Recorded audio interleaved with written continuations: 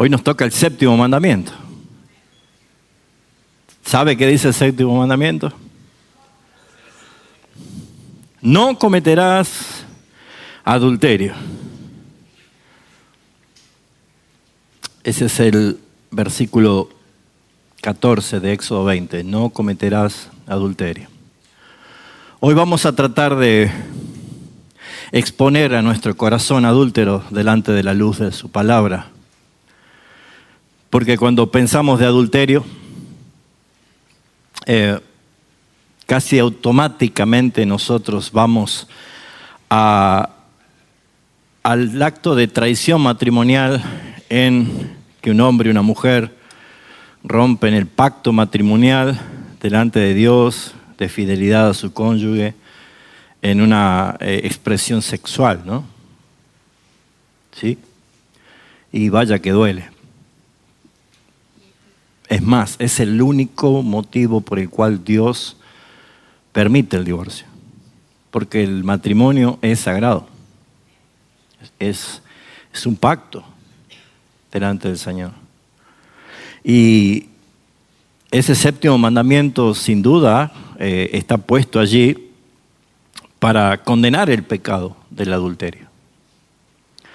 Y si nosotros reducimos solamente este mandamiento a una expresión de un contenido sexual, bueno, habrá muchos que dirían, bueno, gracias a Dios, así como yo no he matado a nadie, y ya hemos aprendido de que tenemos también un corazón homicida. Y hoy vamos a ver que tenemos un corazón adúltero.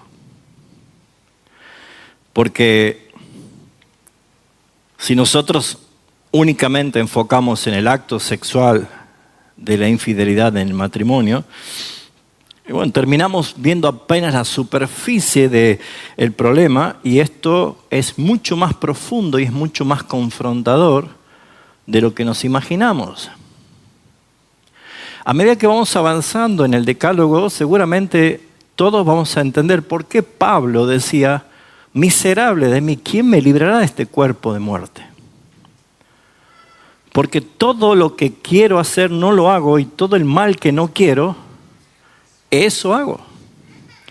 Entonces, el adulterio, antes de ser una expresión de un acto del cuerpo en sí mismo, que se expresa en una relación prohibida en lo sexual, nace en la rebelión de un corazón delante de Dios.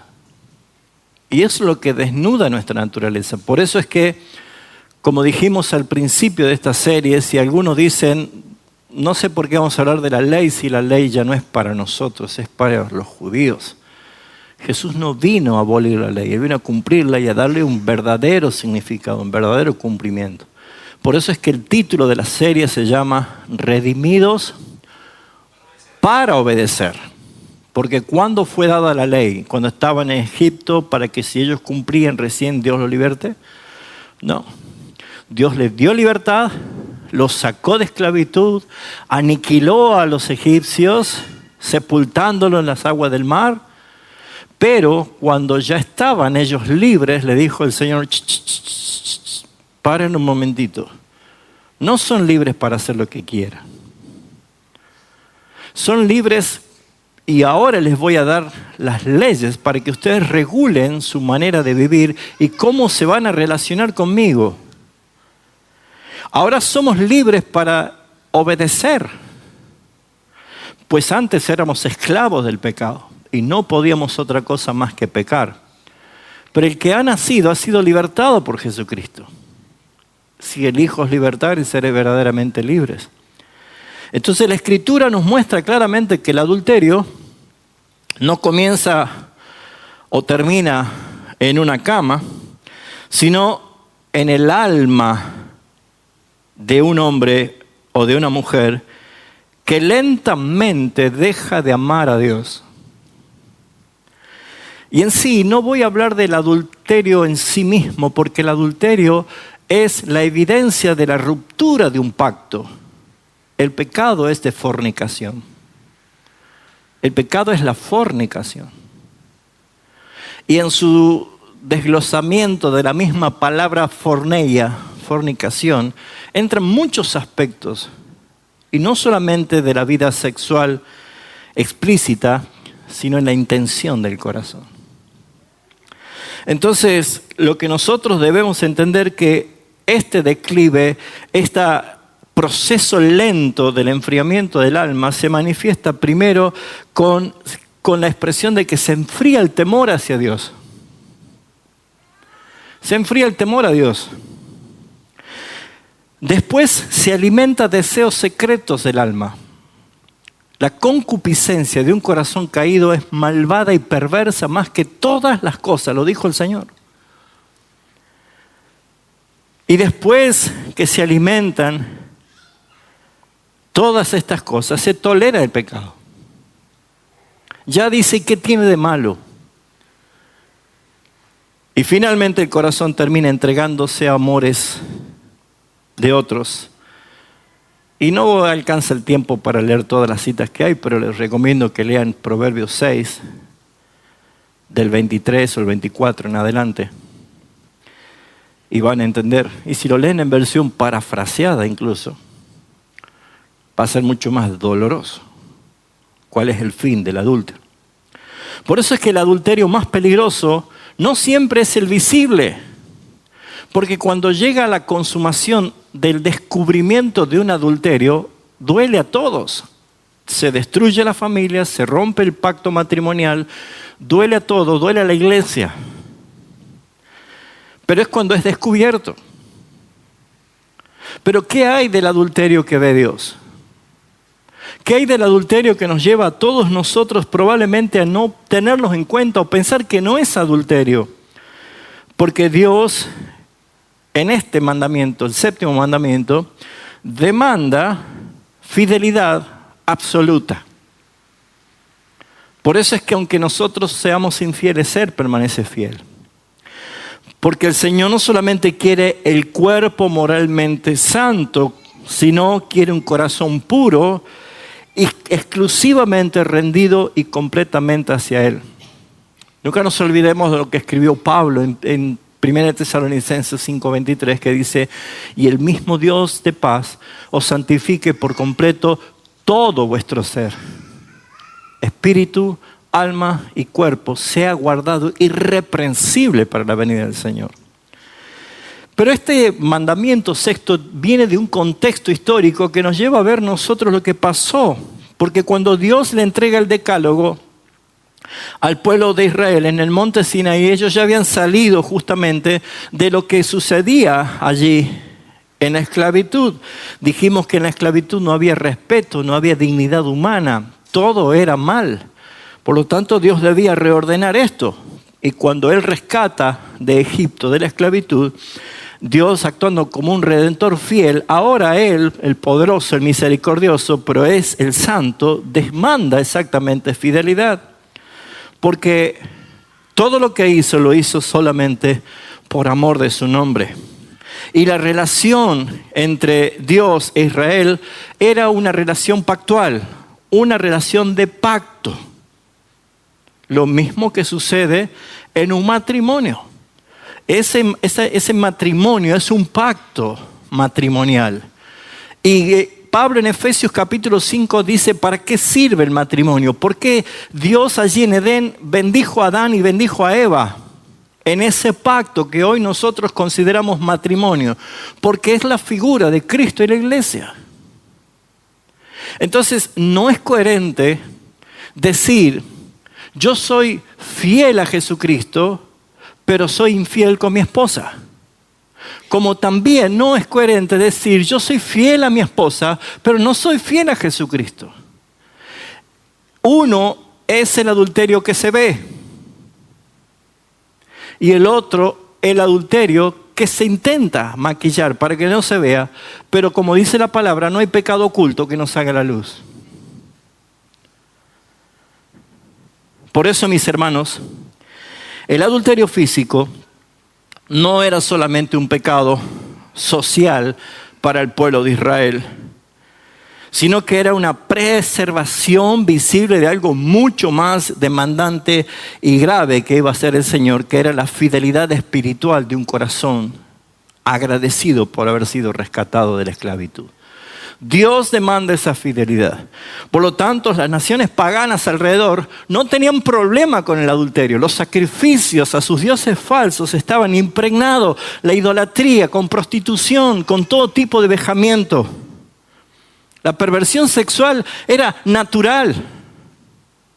Por eso ustedes van a ver todas las musas griegas y todas las artes griegas de todo lo que es la expresión politeísta griega. Van a ver que todas las estatuas están desnudas.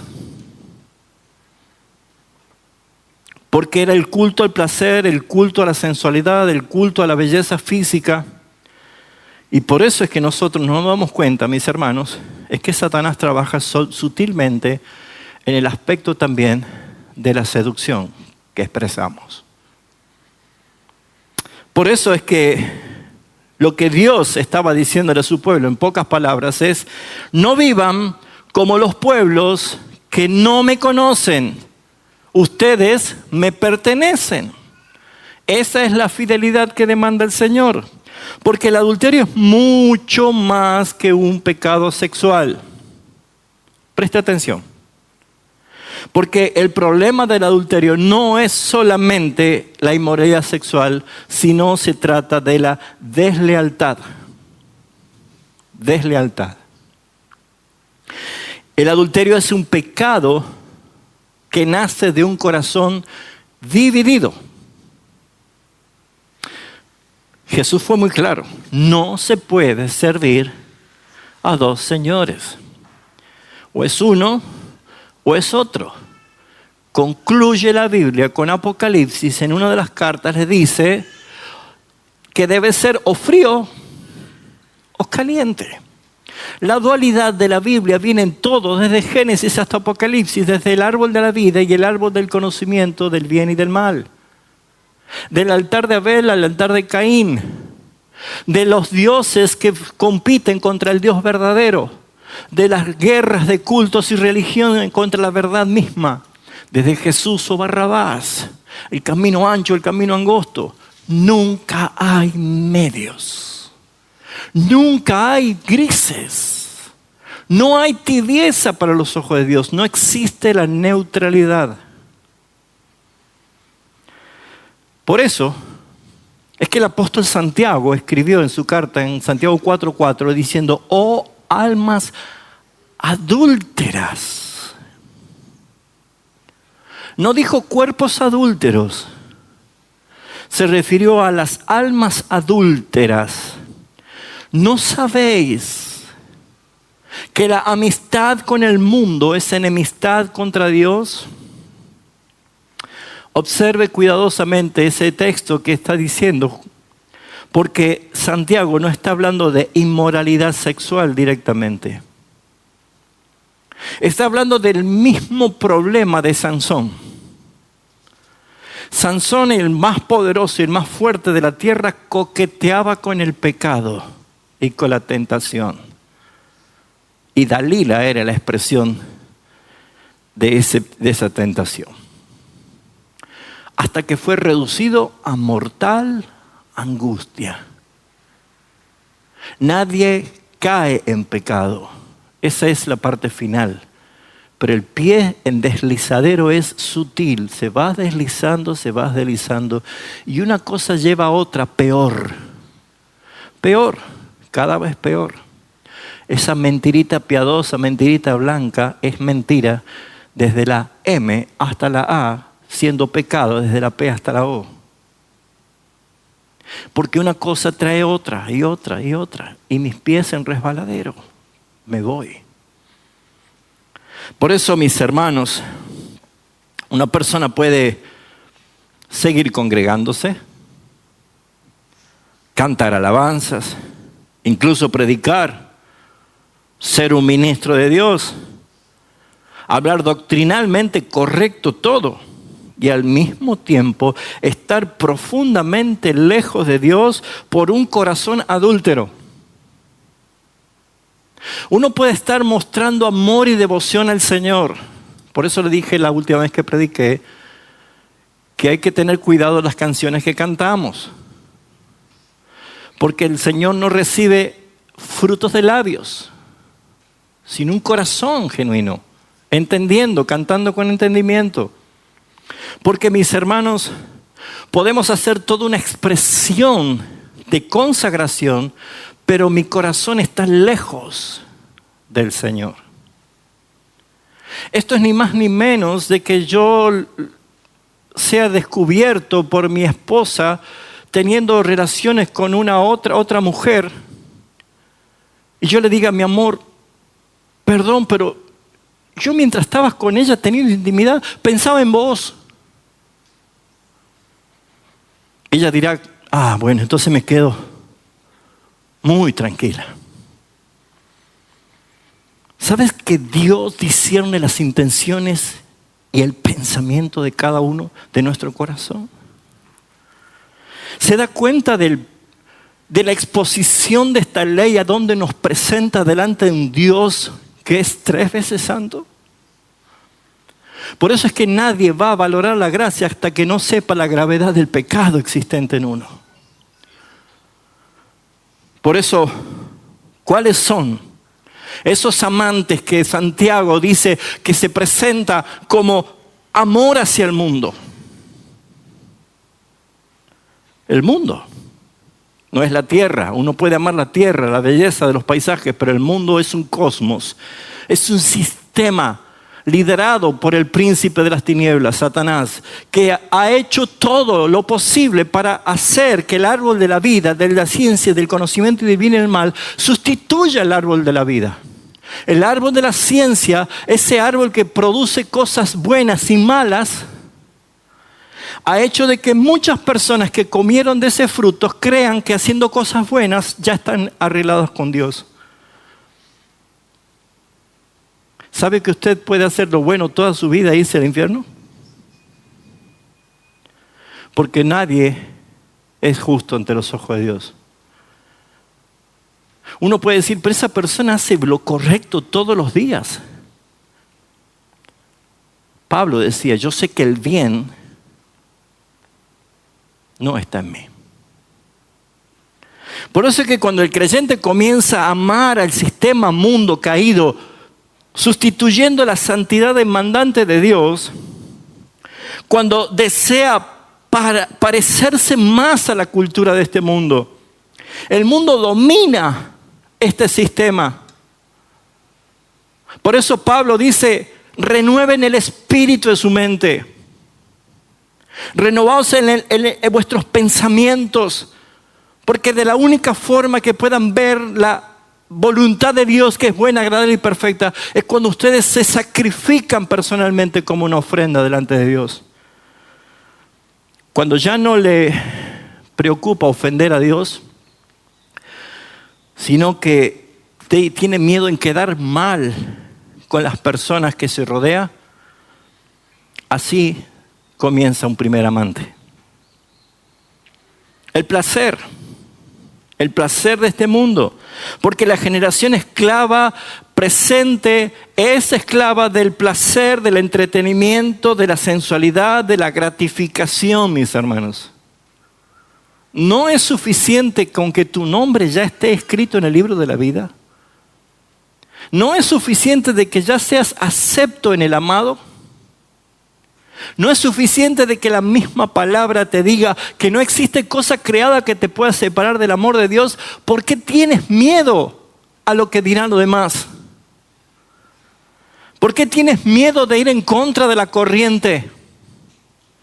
Pues muchos no abandonan completamente a Dios de golpe. Simplemente intentan compartir el corazón dividiéndolo entre las cosas de Dios y sus propios ídolos que fabrica tu corazón. Pero Dios no comparte su gloria con nadie. Ese es el tema. El dinero y la ambición es un problema. ¿Saben que hay muchos cristianos que quieren hacerse ricos? Porque simplemente han oído el mensaje equivocado. no escucharon el mensaje de Jesús diciendo que vuestro tesoro no está acá en la tierra. Nuestro tesoro está en los cielos. Pero Satanás dijo, mira, pero si tan solo te postrara un cachito delante de mí, te arrodillaras, yo te daré toda la riqueza, el poder de las naciones, todo lo que el mundo te ofrece. Esto es importante entender, que la tentación esa no fue hecha ni a Pedro, ni a Juan, ni a Jacobo, ni a Pablo. Fue hecha directamente al mismo Señor Jesucristo. Así que si se atrevió a hacerle a Jesús,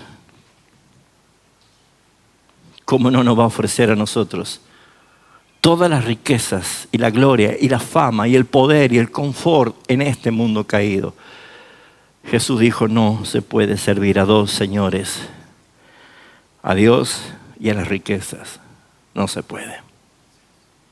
Por eso es que muchas personas conocen doctrinas, pero no aman a Cristo. Porque viven así. Hablan de santidad, pero secretamente están alimentando sus propios pecados y concupiscencias. Tienen palabras de fidelidad y apariencia de una santidad extrema, pero su corazón está frío, apagado. Por eso es que Jesús toma este mandamiento, dado 1500 años antes de la llegada de Jesucristo. Mire que nosotros estamos ya muchos años después, ¿no? Pero Él lo hace vigente. Él lo hace mucho más vigente, porque Jesús lo lleva directamente al corazón. No se queda con la cáscara de afuera, con la sensualidad o con el pecado sexual. Por eso es que Jesús destruye esa falsa seguridad que a veces la religión pone a una persona. Dentro de la iglesia romana, los sacerdotes creen que la castidad y una vestimenta le da santidad. Y ya hemos comprobado históricamente que eso no funciona. A veces acelera el proceso de la promiscuidad. Porque lo que Dios ve el corazón, mis hermanos. Y es lo que nosotros tenemos que ver, porque Jesús dijo claramente esto. Cualquiera que mira a una mujer para codiciarla, ya adulteró con ella en su corazón. El Sermón del Monte, Mateo capítulo 5, versículo 28. Y Cristo está diciendo esto, que las miradas, las intenciones, las fantasías, los deseos secretos, los pensamientos ocultos son adulterio. No espera un roce, no espera una caricia, no espera un beso. Sale de la intención, sale de un corazón que está dividido, un corazón que ha enfriado su temor hacia Dios, un corazón que empezó a justificar en la concupiscencia de su pecado, un corazón que empezó a darle lugar a sus fantasías. Por eso es que pecar no es un tropiezo, mis hermanos. Pecar es la preparación de una tentación para la consumación del pecado. Y aquí el hombre religioso queda totalmente expuesto. No tiene excusa delante del Señor. Puede existir pureza externa, puede existir apariencias, pero hay una corrupción que carcome y pudre dentro de su corazón. Por eso es que el pecado de el adulterio se llama fornicación. Y Pablo dijo claramente en su primera carta a los Corintios, capítulo 6, versículo 9, la gravedad del asunto. ¿No sabéis que los injustos no heredarán el reino de Dios? Cuando comienza Pablo a preguntar siempre que acaso no saben, es porque lo da por entendido de que lo sabemos. Y si usted hoy por primera vez escucha este versículo, a partir de hoy ya lo sabe. Pero Pablo dice, 1 Corintios 6:9, ¿no sabéis que los injustos no heredarán el reino de Dios? No erréis, ni los fornicarios, ni los idólatras, ni los adúlteros, ni los afeminados, ni los que se echan con varones, ni los ladrones, ni los avaros, ni los borrachos, ni los maldicientes, ni los estafadores heredarán el reino de Dios. Pero el versículo 11 habla de que hay esperanza para esto, porque Pablo dice, esto eran algunos de ustedes antes. Pero ya han sido lavados, ya han sido santificados, ya han sido justificados en el nombre del Señor Jesús y por el Espíritu de nuestro Dios. Por eso inmediatamente dice, entendiendo esto, glorifiquen a Dios en sus cuerpos. Diga no. Todas las cosas me son lícitas. Yo puedo hacer lo que quiero, dice Pablo. ¿Usted sabe que nosotros somos libres para hacer lo que quisiéramos hacer? Ya hemos salido de Egipto. Somos libres. Todo me es lícito, pero no todo me conviene. No todo conviene. Todas las cosas me son lícitas, mas yo no me dejaré dominar por ninguna. Más abajo dice el versículo 18, huid de la fornicación, porque cualquier otro pecado que el hombre cometa está fuera del cuerpo, mas el que fornica contra su propio cuerpo peca. Yo puedo robarle una lapicera a Eduardo y después me da un arrepentimiento y la tiro a la lapicera. Él nunca se dio cuenta que yo ya no tengo la lapicera. El pecado de la fornicación es contra su propio cuerpo. Es como echarse agua hervida. ¿Vio? ¿Alguien se comió con agua hervida? Sacar la piel quemada, la piel muerta. Por eso es que nosotros vemos que cuando Dios habla del adulterio del corazón, lo relaciona claramente con esta expresión de la porneia, la fornicación. De ahí la palabra porneia es la palabra pornografía, que es la imaginación impura. Son las conversaciones subjetivas, la doble vida, el coqueteo oculto, el deseo de alimentar el secreto y las fantasías internas. Nadie me ve, Dios sí lo ve. Es lo que expresa la palabra. Por eso es que el pecado sexual no aparece de repente. Primero, tolera la mente. El primer impacto.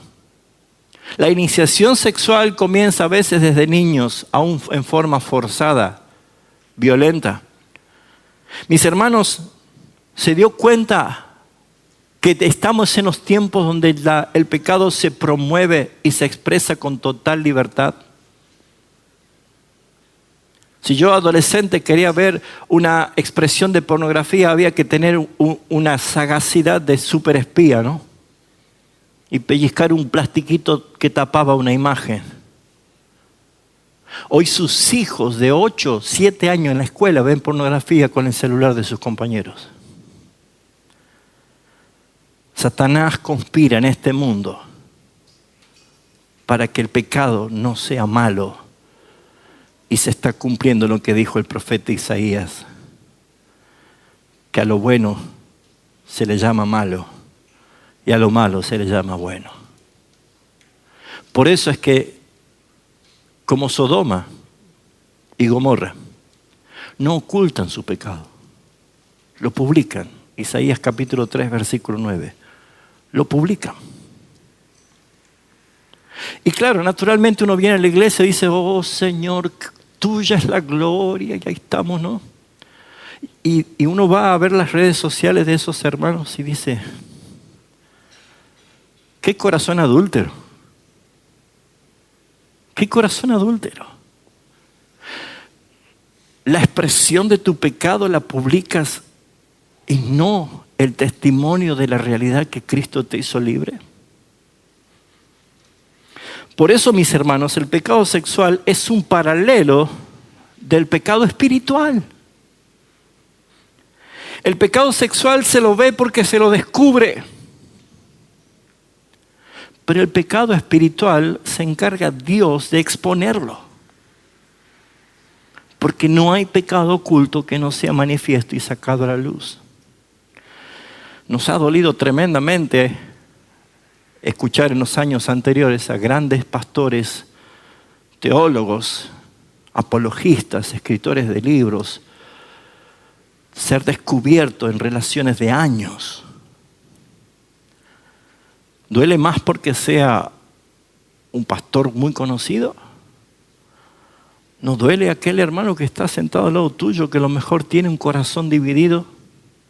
¿Cómo ayudar? ¿Habrá restauración?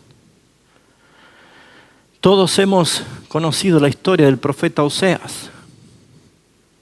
Y si no, les recomiendo que en estas tardes lluviosas que se tome un tiempo para leer y estudiar ese libro. Pero pocas imágenes son tan fuertes como la que presenta el profeta Oseas. Dios le ordena casarse con una mujer infiel para mostrar cómo Israel había actuado con él. Y mientras Dios permanecía fiel, Israel cometía adulterio con otros dioses todo el tiempo. Pero Señor, estoy pensando todo el tiempo en vos. El mensaje claramente de ese libro es estremecedor porque el pecado no es simplemente romper reglas, es traicionar a Dios.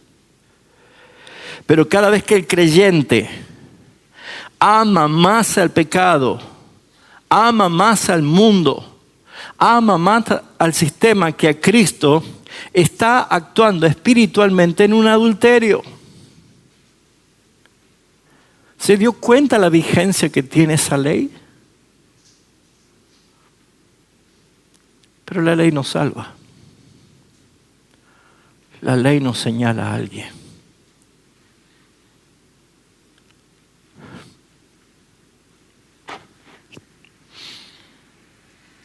Por eso es que este mandamiento es terrible. Hemos tenido que consolar y confortar y animar y a veces acompañar en silencio a hermanos o hermanas que han sufrido el adulterio. Y a veces no hay palabras que decirles, solamente decirles sé fuerte en el Señor. Me imagino el dolor que significa esa expresión. ¿Puede entender por qué Dios puso esta ley? Sí, mis hermanos, y mis hermanos jóvenes que están solteros, las relaciones sexuales son maravillosas. Son inventadas por Dios. Pero hay un límite, hay un encuadramiento, hay una regla. Las cosas hechas en su lugar tienen su beneficio. Yo puedo comer una hamburguesa en el baño, ¿no es cierto? ¿Sí o no? Pero no puedo ir al comedor a hacer lo que hago en el baño. Eso sí estaría mal, ¿no? Yo no puedo estar diciendo, oh Señor, qué ganas de darme una ducha. Padre, te pido que me mandes la ducha para aquí. ¿No es mejor que yo me ponga bajo la ducha? Si entendemos que las cosas tienen sentido en el uso de lo lógico, ¿por qué no entendemos la realidad espiritual? Que Dios ha dicho que el matrimonio sea honroso y que la heladera sea sin inmundicia. ¿Así dijo? El plasma del televisor, no. La cama del matrimonio. Dios bendice la unión. Pero cuando hay un adulterio espiritual, cuando hay un adulterio carnal, cuando el adulterio se transforma en la ruptura de un pacto sagrado que Dios ha establecido, porque nos habla de Cristo y su iglesia. Esto que es terrible no sucede de golpe, sucede lentamente. No ocurre un día para el otro. Y si estás con estos síntomas, que primero abandonas la oración y luego se enfría tu devoción por la palabra, y después el pecado deja de producir quebranto,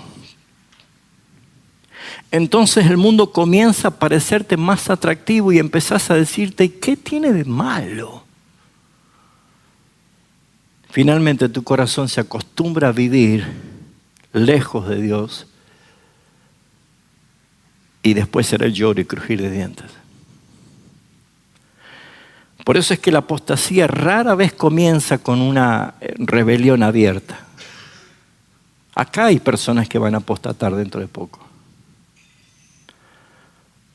Por eso es que la idea de la palabra es santifíquese cada día en su palabra.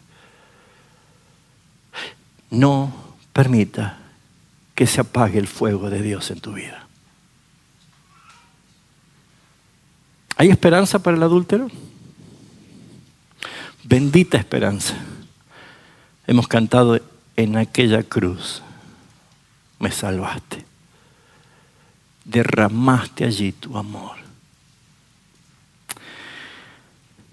¿Saben por qué hay esperanza? Porque acá aparece el Evangelio, mis hermanos. Acá está el Evangelio. Claro que está el Evangelio. Porque Dios revela claramente desde Génesis capítulo 3 la esperanza, la redención. Porque Jesús dijo que Él no vino a salvar a justos, sino a pecadores y llamarlos al arrepentimiento. Yo sé que este tipo de tema a algunos les hizo recordar los momentos más duros que han tenido que vivir.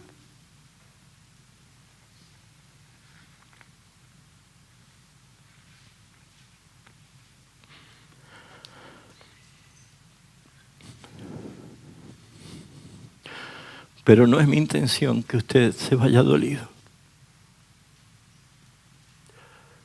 sino que aprenda a decir gracias, Jesús, porque tú fuiste fiel hasta la muerte y me vestiste de santidad y me revestiste con óleo de alegría. Por eso, hermano, el que está en Cristo, las cosas viejas pasaron.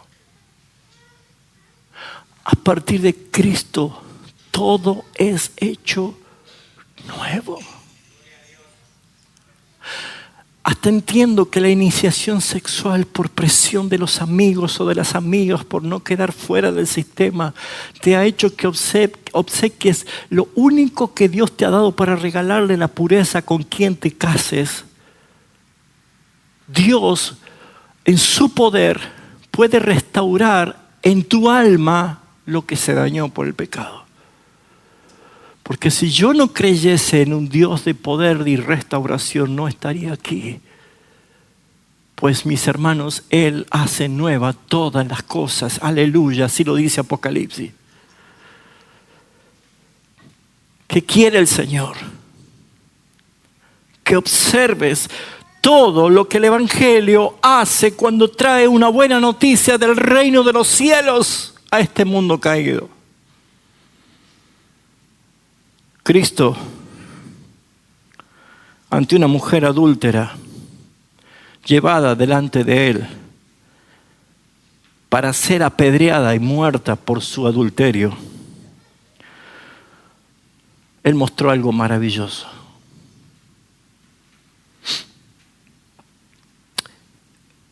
Al venir a rescatar pecadores destruidos, Él dijo, ¿dónde están los que te acusan? ¿Dónde?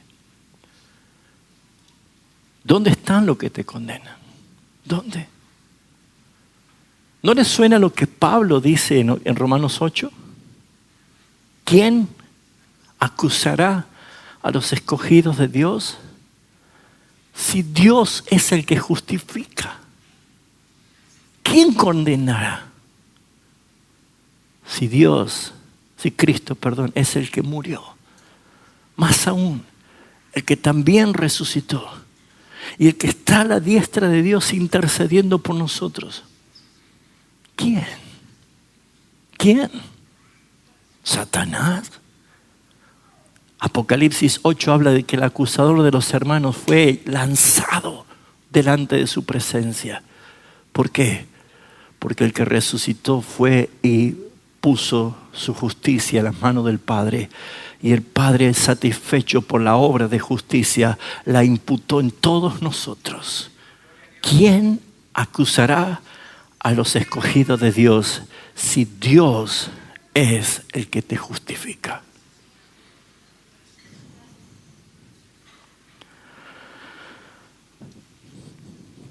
Observe el equilibrio perfecto. Jesús dijo, ni yo te condeno, vete y no peques más. ¿Hay equilibrio? Perfecto, ¿no? Él no aprueba el pecado. No es el papá compadre o la mamá comadre del hijo. ¿Veo que a veces los hijos buscan comadre en el papá o en la mamá? Él no aprueba el pecado. Él lo condena al pecado. Pero Él no abandona al pecador. Él dice, yo no te condeno, pero no peques más. Yo voy a pagar por tu pecado. Yo voy a dar mi vida por tu pecado. Yo voy a enchastrarme con tu inmundicia, siendo santo. Pero por favor, no intentes enchastrarme de nuevo. No lo hagas más. Por eso es que Hebreos hace referencia a que un solo sacrificio nos hizo perfecto para siempre, porque Él perdonó todos nuestros pecados. Y todo significa pasados, presentes y futuros. Por eso es que el Espíritu Santo en nosotros nos convence de pecado, de justicia y de juicio. Él pagó por tu pecado que vas a cometer esta tarde.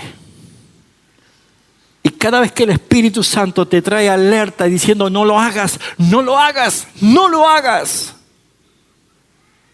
Porque es el que discierne el corazón.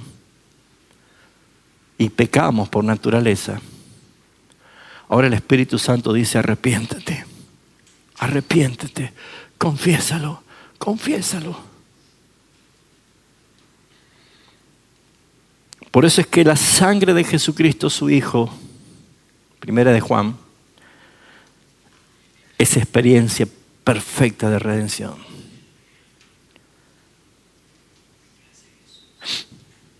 Esa sangre nos puede limpiar de toda inmoralidad, de toda lujuria, de toda idolatría del corazón, de todo adulterio espiritual. Dios no solamente perdona, Dios restaura los afectos. ¿Puede un matrimonio amarse más todavía después de la reconciliación y del perdón genuino? Sí, mis hermanos. Claro que sí. El ofendido debe estar dispuesto a escuchar el perdón del ofensor. Y el ofendido debe estar dispuesto a decir lo que Jesús dijo en la cruz. Yo te perdono.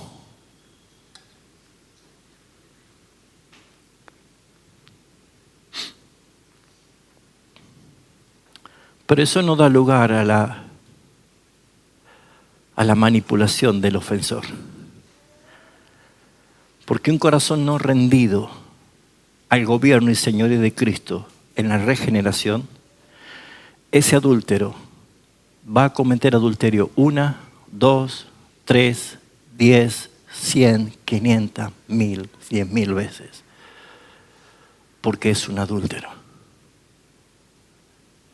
Pero si hay alguien en Cristo que cometió adulterio, como alguien que resalta la historia diciendo, ten piedad de mí, oh Dios,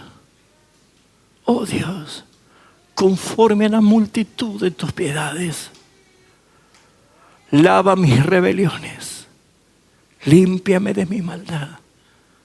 Porque contra ti, oh Dios, he hecho lo malo y he pecado delante de tus ojos. Lávame más y más de mi maldad. Límpiame con hisopo. Entonces yo enseñaré a los transgresores tu camino. Devuélveme el gozo de la salvación. y que tu espíritu noble me sustente. Qué oración de David. Qué oración de David. Por eso, mis hermanos, examine qué está amando hoy tu corazón.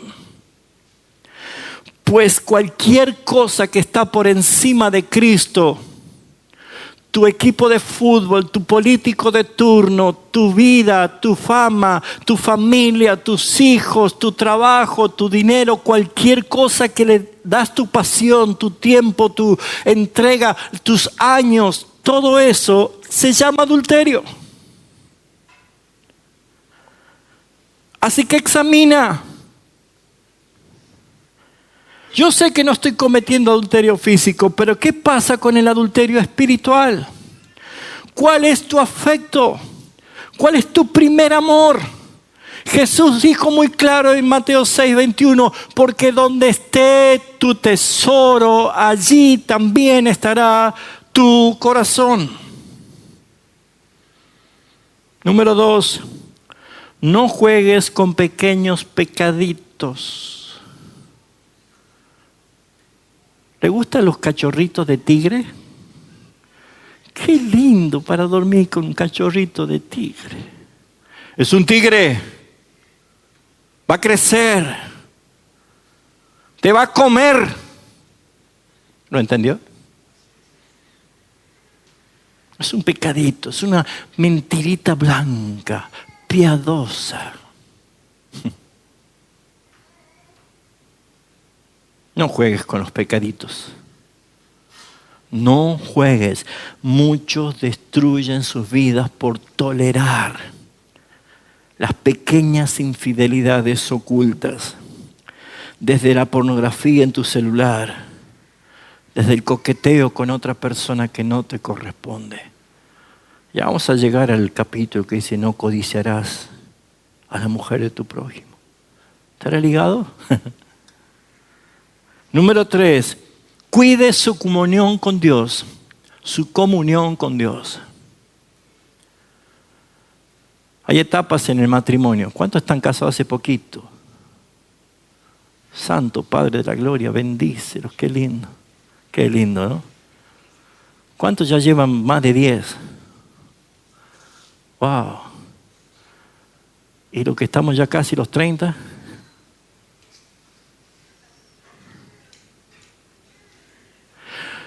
No sé si todos experimentan lo mismo, pero no es lo mismo cada etapa de la expresión de amor. Pero hay etapas que uno descubre que cuando más años tenemos juntos, más fuerte se hace el amor, más puro se hace el amor. Descubrimos otra cosa. Cuando uno recién es casado, bueno, pero cuando ya lleva unos cuantos años, esa relación de compañía, esa necesidad de estar, de compartir, de caminar juntos.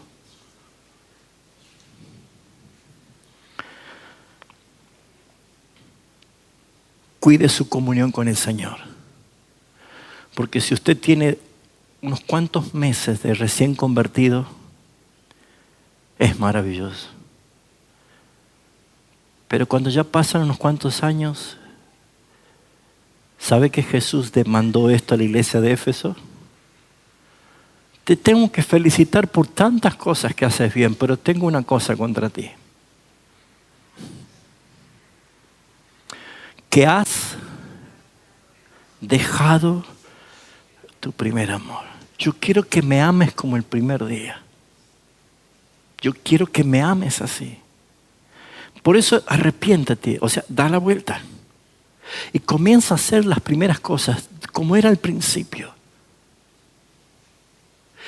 Y cuando la comunión con el Señor se hace religión, se hace rutina, Satanás se hace un festín con el alma comprada por Jesucristo.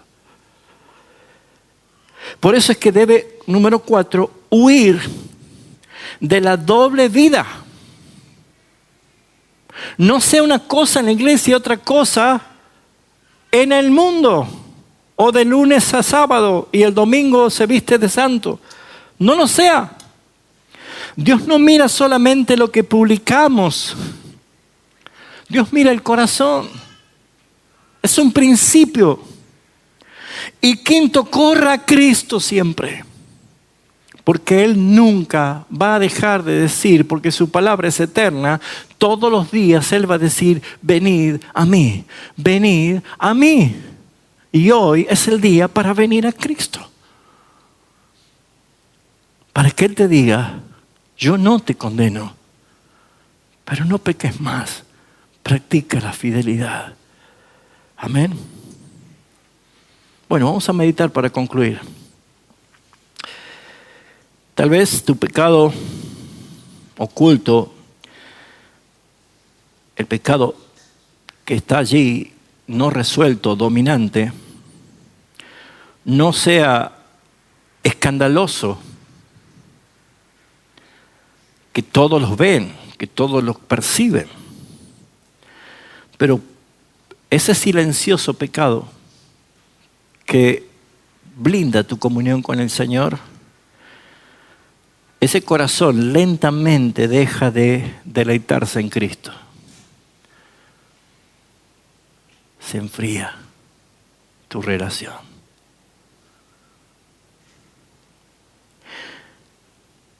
Y por ende comienza a dejar de quebrantarse.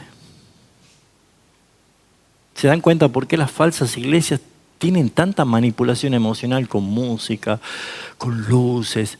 Los oradores son hábiles oradores porque manipulan la emoción con el sonido de su voz. Porque es pura emoción. Entonces, cuando a esto sucede, la oración se vuelve mecánica. Aprenda a orar la Biblia. Porque si usted va a orar y no sabe qué decir y siempre cae en la repetición o en la lista del supermercado, te pido, vaya y aprenda a orar la Biblia. Orar la palabra de Dios es justamente saber responder lo que Dios me ha hablado, porque cuando yo leo, Dios está hablándome y yo debo responderle. ¿Sabe qué hicieron muchos cristianos de la oración? Un mensaje de voz. Le mando un mensaje de voz y le mando al Señor. Total, en algún momento lo va a escuchar. Es un diálogo. Por eso es que la santidad se vuelve algo que no importa. Y la fascinación secreta por el mundo se empieza a hacer visible porque más quieren ser como el mundo. El adulterio espiritual, mis hermanos, es sutil. Y muchas veces convive muy tranquilo y muy cómodo con la religión. Anda el domingo, vuelve el otro domingo, pero ya sabes, de lunes a sábado, sos mío. Te presto un par de horas el domingo para que vayas y cantes unas canciones y escuches un lindo mensaje. Pero no te olvides que si Cristo no es tu Señor, pues Él no es tu Salvador. Entonces, cuando Él diga, vete de aquí, yo no te conozco, no tendremos excusa. Vea a Cristo como su Señor, como el amado esposo que demanda fidelidad. Así que no cometerás adulterio no es una prohibición sexual simplemente, sino que es un llamado directamente a la fidelidad absoluta a nuestro amado esposo que se entregó por su iglesia. Leemos esto y terminamos. Efesios capítulo 5.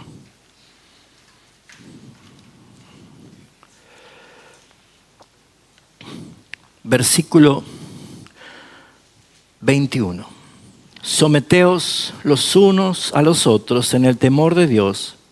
Las casadas estén sujetas a sus propios maridos como al Señor, porque el marido es cabeza de la mujer como Cristo es cabeza de la iglesia, la cual es su cuerpo y Él es su Salvador. Así que como la iglesia está sujeta a Cristo, así también las casadas estén sujetas a sus maridos en todo.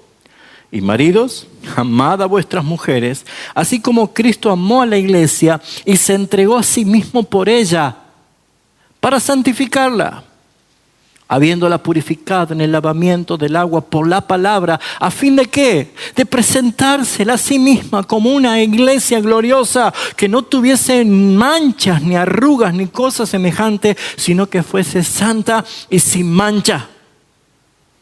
Así también los maridos deben amar a sus mujeres como a sus propios cuerpos, porque el que ama a su mujer a sí mismo se ama. Porque nadie aborreció jamás su propia carne, sino la sustenta y la cuida, como también Cristo a la iglesia. Porque somos miembros de su cuerpo y de su carne y de sus huesos. Por esto dejará el hombre a su padre y a su madre, se unirá a su mujer y los dos serán una sola carne. Grande, pero muy grande es este misterio. Mas yo digo esto, ahí está, respecto a Cristo y la iglesia. ¿Entiende por qué nos demanda fidelidad? Porque Él es fiel. Él es fiel. Medítelo. Pero si ya entendió que todos tenemos un corazón adúltero, ahora vamos a ver la gracia del Señor, más grande que nunca. Amén.